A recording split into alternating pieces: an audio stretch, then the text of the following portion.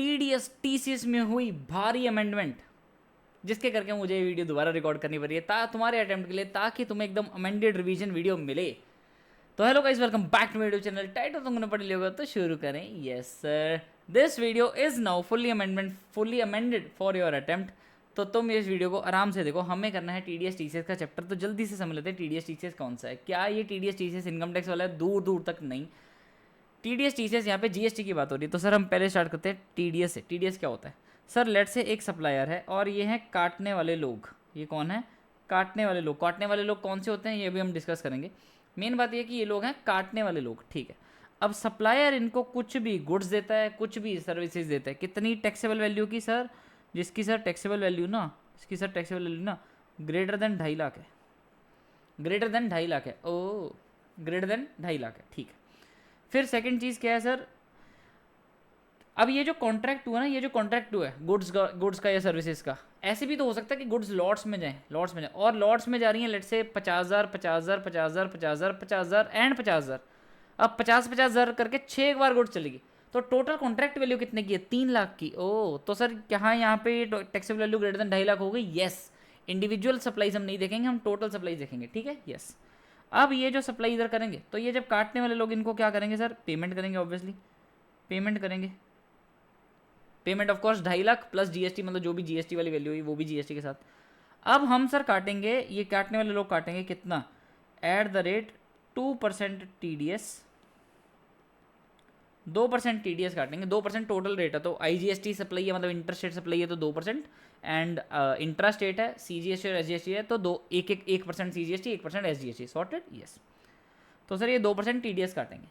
कौन सी अमाउंट पे काटेंगे सर? टैक्सेबल वैल्यू पे काटेंगे। इनवॉइस वैल्यू के ऊपर TDS नहीं कटता। ओह, ठीक है बात। यस, और यहाँ पे भी हम ये जो 2.5 लाख की लिमिट देखने के लिए वैल्यू देखते हैं, ये भी हम टैक्सेबल वैल्यू देखते हैं, इनवॉइस वैल्यू नहीं देखते। ओके, बस तुम्हें समझ आ चुका है। अब हमें बस कुछ फॉर्मेलिटीज़ पढ़नी है कि सर ये जो काटेंगे ये कब तक जमा कराएंगे, कौन सी रिटर्न जाती है, कौन सी तारीख तक जाती है, या फिर लेट से अपना कब कब केसेस में नहीं काटना होता। ये हम कुछ फॉर्मेलिटी समझेंगे, तो तुम्हें बेसिक समझ आ गया। अब हम चलते हैं सर नेक्स्ट के ऊपर, डेट इज़ योर TCS। अब हमें TCS में क्या पढ़ना है? TCS में हमें ये पढ़ना है कि एक है सप्लायर, एक है तुम्हारा ई-कॉमर्स ऑपरेटर। ई-कॉमर्स ऑपरेटर होना बीच में बहुत ज़रूरी है, और ये है रिसिपिएंट। सर ये सब ई-कॉमर्स ऑपरेटर को हम ये कह सकते हैं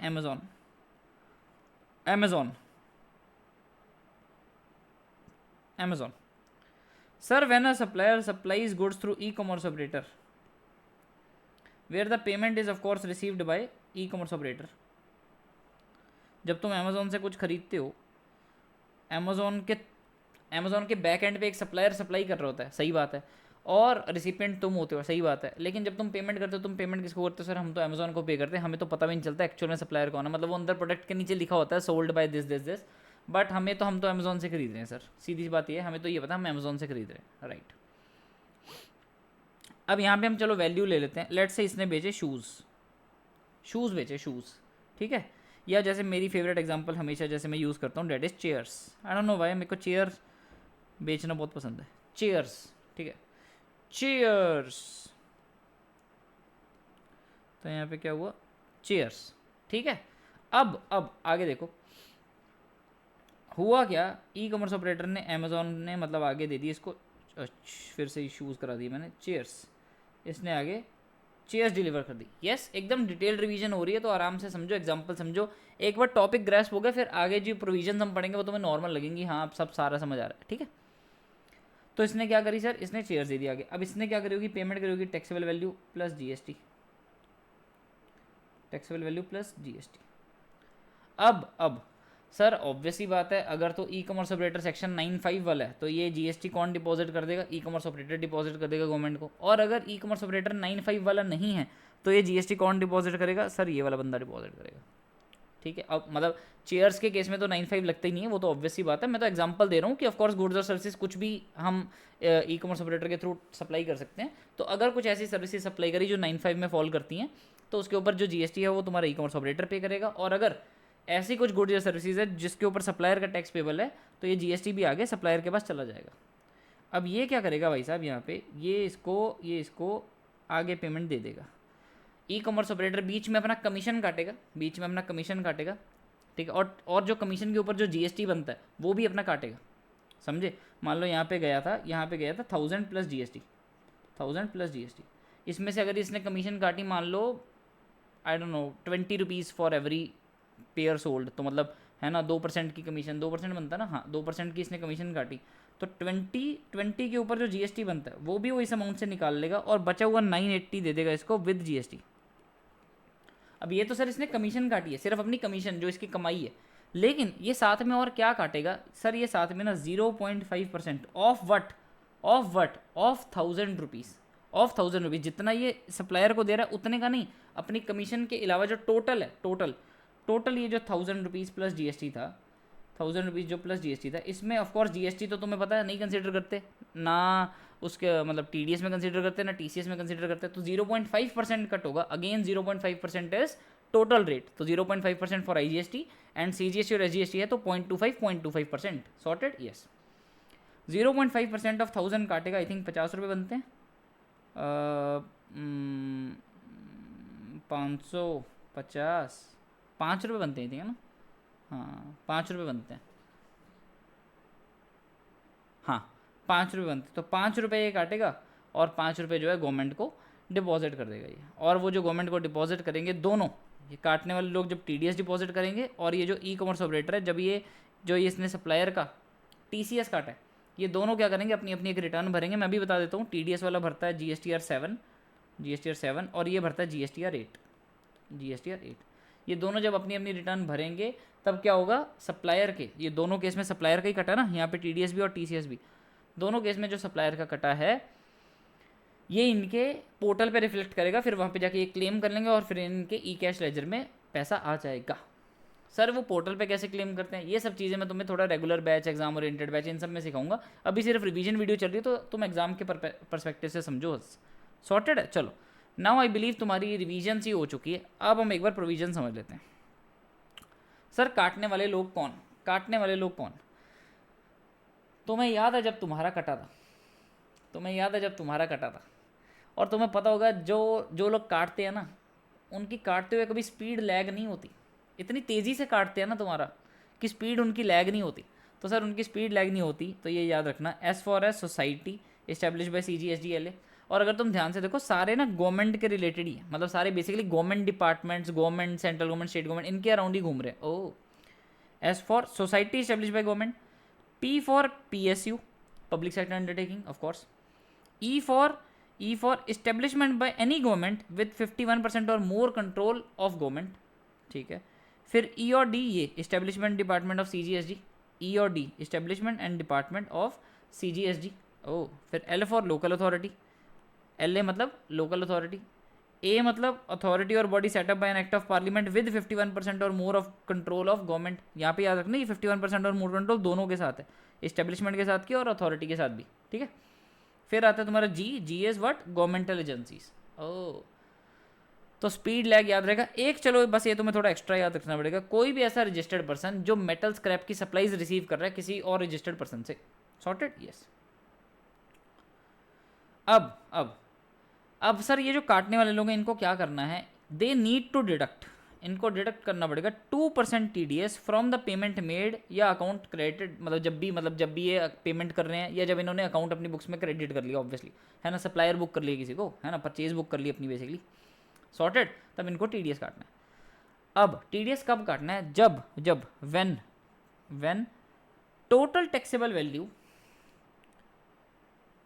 ऑफ गुड्स और सर्विसेज और both under a contract total value. इसका मतलब जैसे मैंने बताया कि individual supplies may be less than 2.5 lakhs, may be less than, लेकिन अगर पूरे कॉन्ट्रैक्ट की वैल्यू 2.5 लाख से ज़्यादा है, 2.5 लाख के बराबर नहीं, 2.5 लाख से ज़्यादा है।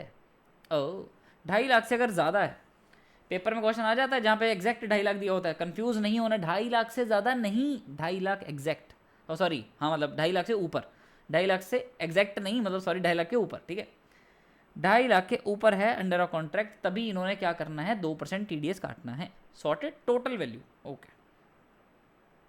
और किसके ऊपर करता है, जीएसटी इंक्लूसिव वैल्यू पे नहीं, विदाउट जीएसटी वैल्यू मतलब टैक्सेबल वैल्यू के ऊपर, okay.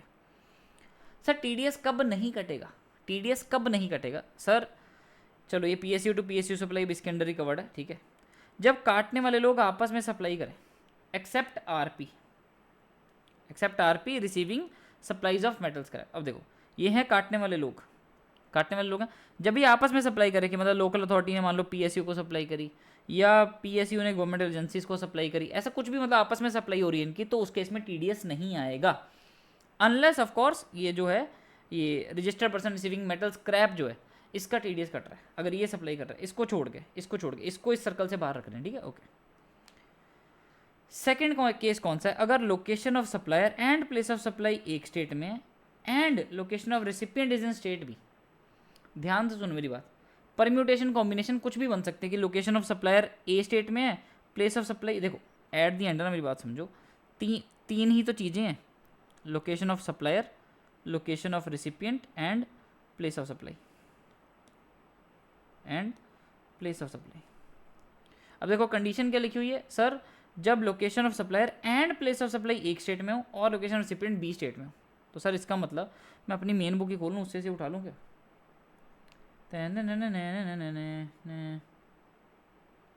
Bookmarks only TDS TCS, ये लो यहीं से पढ़ा देते हैं, है ना भाई, यही मैं ड्रॉ करने जा रहा था, मैं कहा चलो ऐसे पढ़ा देते हैं मेन बुक से ही पढ़ा देते हैं। तो सर कंडीशन के हिसाब से if location of supplier and place of supply is in state A and location of recipient is in state B, तब TDS नहीं कटेगा। बाकी तीनों कंडीशन एक बार पढ़ के देख लो। देखो जब ये तीनों स्टेट ए में है तो भी TDS कटेगा, जब एक ए स्टेट में है और दोनों बी स्टेट में तो भी कटेगा, अगर ये ए में, ये बी में और ये भी ए में तो भी TDS कटेगा। मतलब बाकी सब परम्यूटेशन कॉम्बिनेशन के केस में TDS कटेगा। सिर्फ कब नहीं कटेगा? जब location of supplier and place of supply state A में है and location of recipient state B में। और place of supply of course कैसे आएगा? प्लेस ऑफ सप्लाई के रूल्स के हिसाब से, और लोकेशन ऑफ रेसिपिएंट और लोकेशन ऑफ सप्लायर तो तुम्हें दी ही होगी। सॉर्टेड। और ऑब्वियसली बात है सर, यहाँ पे एक चीज़ बताओ, इंटरस्टेट सप्लाई कौन सी होती है? सर जहाँ पे ना location of supplier and place of supply in same state, तब वो होती है इंट्रास्टेट। अगर अलग स्टेट में होती है तो इंटरस्टेट। तो यहाँ पे देखो location of supplier and place of supply same state, तो सर C+S मतलब CGST और SGST 1% ईच कटेगा। यहाँ पे A और B तो IGST, A और B तो IGST। यहाँ पे A और A है लेकिन ये B है, तो इसके करके ये एक्सेप्शन में फॉल होगा, इस पर TDS नहीं कटेगा। Are we clear? Yes sir, we are very clear. फिर और TDS कब नहीं कटेगा? सर जब सप्लायर जो है अनरजिस्टर्ड पर्सन है, ठीक है, सॉर्टेड। यस, याद रहे एक चीज़ बताओ अगर सप्लायर अनरजिस्टर्ड पर्सन है तो ये जो काटने वाले लोग हैं ये उसका TDS काटेंगे, फॉर एग्जांपल TDS काटेंगे, लेकिन ये जमा कहाँ कराएंगे? मतलब जैसे मैंने बोला ना कि जो सप्लायर होता है वो अपने GST पोर्टल पे लॉगिन करके ना उसको जो इसका TDS या TCS कटा होता है वो उसका क्रेडिट क्लेम कर लेता है, और वो जो क्रेडिट क्लेम करता है वो सीधा उसके E-कैश लेजर में जाता है। ये मैं तुम्हें रियल लाइफ में बता रहा हूँ कैसे होता है, वो उसकी E-कैश लेजर। अब अगर सप्लायर ही अनरजिस्टर्ड पर्सन होगा तो वो कहाँ क्लेम करेगा अपना TDS? इसीलिए सप्लायर अगर अनरजिस्टर्ड पर्सन है तो TDS नहीं कटेगा। सर अगर सप्लाई ही एग्जम्प्ट है या नॉन टैक्सेबल है? भाई एक चीज़ बताओ, तुम्हें पता है ये जो TDS TCS है, मैंने तुम्हें बोला ना ये इनकम टैक्स वाला नहीं है, इनकम टैक्स वाला नहीं है, तो मैंने क्या बोला था? This is TDS TCS on GST। इसका नाम ही ऐसे है, TDS on GST, TCS on GST। अब एक चीज़ बताओ, अगर वो सप्लाई के अंदर ही GST नहीं है, defeats the whole purpose of deducting TDS and TCS। Oh sorted. Yes. अब सर ये करेगा क्या? अब कुछ पॉइंट्स ध्यान देने वाले, पहले ये वाला पढ़ो।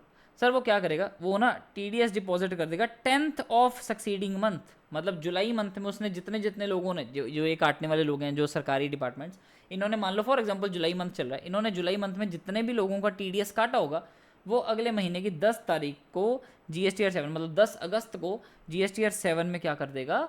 डिपॉजिट कर देगा। GSTR 7 एक रिटर्न होती है, उसमें अपना ये TDS भरेगा कि मैंने कितने लोगों का काटा है, क्या क्या काटा है, और अपना डिपॉजिट करेगा। सर अगर इसने 10 तारीख से मिस कर दिया, इसने थोड़ा आगे चला गया, तो सर इंटरेस्ट लगेगा, इंटरेस्ट, अन्यथा इंटरेस्ट का मीटर चालू। GSTR 7 में भर दो, अन्यथा इंटरेस्ट का मीटर चालू। और इंटरेस्ट तुम्हें पता है पूरे GST लॉ में सिर्फ एक ही सेक्शन है जो तुमने पेमेंट ऑफ टैक्स के चैप्टर में पढ़ा है, विच है सेक्शन 50। तो सेक्शन 50 में इंटरेस्ट चालू। और सर जब ये TDS डिपॉजिट कर देगा तो TDS will reflect in e cash ledger of deductee, जिसका कटा है मतलब जो सप्लायर है उसके E-कैश लेजर में दिखने लग जाएगा, मतलब ऑफ कोर्स पोर्टल पे जाके क्लेम करेगा। अब ये क्या करेगा? फॉर्म GSTR 7A भी होता है एक, जिसको क्या बोलते हैं? TDS certificate. इसमें ना वो ये जो काटने वाले लोग हैं ये TDS सर्टिफिकेट इशू करते हैं, जिसमें ये बताते हैं डिडक्टर लोग जो है ना, ये बताते हैं डिडक्टी को जिसका कट है 5 दिन के अंदर of crediting the amount to government. Government को कब क्रेडिट हो रही है सर? 10 तारीख को अगर भर रहे हैं उससे 5 दिन गिन लो, 15 तारीख। लेकिन तुम 15 तारीख ऐसे डेट मत याद रखो, क्योंकि हो सकता है अगर मैं 8 तारीख को भर दूँ तो यहाँ पे क्रेडिट गवर्नमेंट को कब हो गया? 8 तारीख, 8 + 5 13, तो ऐसा 5 दिन फ्रॉम क्रेडिटिंग टू गवर्नमेंट। तब इनको क्या करना है? टीडीएस सर्टिफिकेट इशू करना है। टीडीएस सर्टिफिकेट में कुछ नहीं होता, ऐसे बेसिक चीज़ लिखी होती है कि मैं सप्लायर हूँ, मेरा नाम क्या है, मेरा जीएसटीएन क्या है, तुम रिसिपिएंट हो, तुम्हारा नाम क्या है, तुम्हारा जीएसटीएन क्या है, हम लोगों ने कितने रुपए की सप्लाई करी थी और जितनी उसकी कॉन्ट्रैक्ट वाली थी उसके ऊपर मैंने तुम्हारा कितना टीडीएस काटा है, और ये सब चीज़ें मतलब ऐसे बेसिक सी डिटेल्स लिखी होती हैं, वो उसको दे देता है। और उस पर मतलब उसका मेन पर्पज़ होता है ऐसे सर्टिफिकेट देते हुए कि बधाई हो आपका कटा है, ऐसा। हाँ जी सर, अब मान लो एक चीज़ बताओ, मैं एक जो ये काटने वाले लोग हैं जो गवर्नमेंट डिपार्टमेंट्स टाइप्स हैं, इन्होंने क्या करा, किसी का ना 500 रुपये टीडीएस काटना था, 5000 काट लिए गलती से, 1 0 एक्स्ट्रा लग गई गलती से पोर्टल पे, है ना, पुश करते टाइम, GST 7 पुश करते टाइम। अब ये क्या करेंगे सर, अगर इन्होंने ना एक्स्ट्रा डाल दिया तो डिडक्टर और deductee can claim refund of excess or erroneous deduction. तो जो डिडक्टर नॉर्मली डिडक्टरी क्लेम करता है कि सर अगर मैंने रिटर्न गलत भरती है, मैंने ज़्यादा पैसे भर दिए, मेरे को वापस दे दो। लेकिन अब मान लो एक चीज़ बताओ, इसने डिडक्टर ने इधर से 5000 पुश कर दिया और इसको अगले दिन तक दिखा, लेकिन अगले दिन तक क्या हुआ, अगले दिन तक तो जो डिडक्टी है ना वो फटाफट अपने ई कैश लेजर में उसको पैसे को लेके भी बैठ गया कि मैं नहीं दूंगा भाई साहब, मैंने तो 500 रुपये कटवाए थे, मेरे को 5000 आ गए, मेरे मजे। तो वो क्या करेगा सर, उसको फिर रिफंड नहीं मिलेगा डिडक्टर को, अगर वो जो पैसे हैं if TDS is credited to the E cash ledger of deductee, फिर डिडक्टर को पैसे नहीं मिलेंगे। ये एक छोटी सी चीज़ थी, इतनी इंपॉर्टेंट नहीं थी, मेन ये प्रोविजन ये वाली चलती है। फिर आ जाते हैं सर हम टीसीएस पे। अच्छा, टीडीएस का सेक्शन कौन सा था? 51। टीसीएस का कौन सा है? 52। यस। अब यहाँ पे चल जाते हैं। E commerce operator not being an agent, ये नॉट बीइंग एन एजेंट की काफ़ी इंपॉर्टेंस है। सर वो जो ई कॉमर्स ऑपरेटर है ना, वो अपने आप में एक इंडिपेंडेंट प्लेटफॉर्म है जो किसी एक सप्लायर का मोहताज नहीं है कि मैं तेरे लिए ही बनूँ। कि जैसे for example next gen CA academy की वेबसाइट है, ये तो हमारी मोहताज है ना। यहाँ पे ऐसे थोड़ी ना कि कोई भी ऑनलाइन कोर्स अपना बेच के चला जाएगा, नहीं, यहाँ पे तो हम बेचेंगे ना। तो it is more like an agent for us, हमारी ही वेबसाइट है ऐसा। तो जब हमारी ही वेबसाइट होती है ना, उस केस में टीसीएस नहीं कलेक्ट होगा। तो कल को हमारी वेबसाइट से नेक्स्ट जेन सीए एकेडमी से कोई भी सेल होती है तो, और वो वेबसाइट को मतलब वेबसाइट के अकाउंट में पैसा आता है, मतलब नेक्स्ट जेन सी एकेडमी के नाम पे पैसा आता है, तो कल को जब हम उससे पैसा लेंगे, उस अकाउंट से अपने अकाउंट में ट्रांसफर करेंगे, तो क्या टीसीएस कटेगा क्या? नहीं। ओ, तो नॉट बीइंग एन एजेंट, जैसे अमेजॉन जो है वो एक इंडिपेंडेंट ई कॉमर्स ऑपरेटर है, उसके थ्रू जितने मर्जी सप्लायर रजिस्टर करें और जितने मर्जी आगे बेचें, अमेजॉन का अपना एक बिजनेस मॉडल है कि वो खुद कमा रहा है, तो वो किसी का एजेंट नहीं है, वो किसी के बिहाफ पे काम नहीं कर रहा है, वो अपना एक इंडिपेंडेंट मॉडल है। ये होनी चीज़ बहुत ज़रूरी है। तो सर अगर नॉट बीइंग एन एजेंट है तो उसको क्या करना है, उसको टीसीएस कलेक्ट करना है on the value of taxable supplies net of returns. हुई नेट ऑफ रिटर्न्स बहुत इंपॉर्टेंट चीज़ है। क्यों? क्योंकि जो मैंने बोला, मैंने चेयर्स बेची, अब मान लो जुलाई मंथ में मैंने क्या करा, मैंने ना चेयर्स बेची, लेकिन कुछ चेयर मेरे को वापस भी आ गई। अमेज़ॉन पे डालते हो ना तुम रिटर्न, भैया हमारी रिटर्न शेड्यूल कर दो, ऐसा ऐसा बोलते हो ना, भैया मुझे रिटर्न करना है, ऐसे ऐसे बोलते हो ना, तो वो जो रिटर्न करते हो तुम वापस डालते हो। अब एक चीज़ बताओ, जब वो चीज़ उसने बेची थी उस पर टीसीएस कट गया होगा, अगर तुम उस लॉजिक से चलो कि वेनेवर क्रेडिटेड ऐसा कुछ। अगर हम वेनेवर क्रेडिटेड के लॉजिक से चलें टीसीएस के केस में, टीडीएस के केस में वेनेवर पेमेंट इज मेड और व्हेन अकाउंट इज क्रेडिटेड तब टीडीएस कटेगा, लेकिन टीसीएस के केस में हर एक पेमेंट पे, हर एक क्रेडिट पे टीसीएस नहीं कटता, मंथ के एंड पे कटता है टीसीएस, और वो भी किस वैल्यू पे?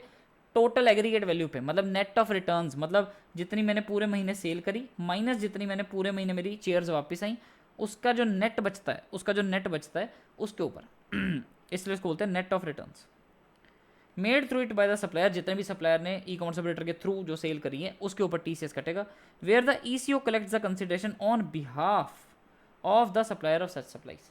ये भी कंडीशन बहुत ज़रूरी है कि सर जैसे तुमने देखा होगा OLX है,